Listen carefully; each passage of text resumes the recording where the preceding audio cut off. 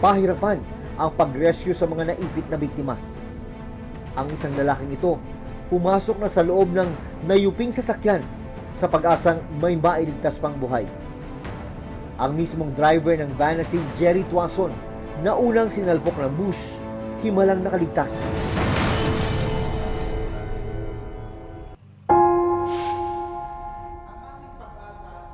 Nito lang Martes, pinuntahan ng Reporter's Notebook ang burol ng 8 nasawi sa trahedya. Nakapanayam namin si Jerry. Kwento niya, papunta sila ng kanyang asawang doktor na si Marialet Joy o MJ Tuason at anak sa isang children's camp na inorganisa ng kanilang simbahan sa Pangasinan. Kasi katabi ko yung aking asawa. Nasa likod ko yung aking nakamamahal na anak. Hipag ko naman sa katabi niya at saka yung ka-churchmate namin, yung mga anak, at saka yung 2 magkapatid na magulang. Pero habang papalapit na sa Tarlac Toll Plaza,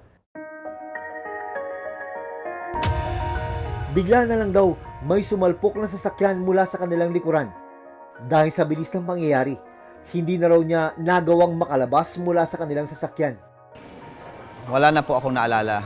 Nagising na lang po ako na nasa ospital ako. Pagising ko po, ibang tao na yung mga nakita ko. Nang magkaroon ng malay si Jerry, dito niya palang nalaman na wala na ang kanyang buong pamilya. Parang gumuho yung mundo ko. Talagang naiyak ako. Naalala ko yung asawa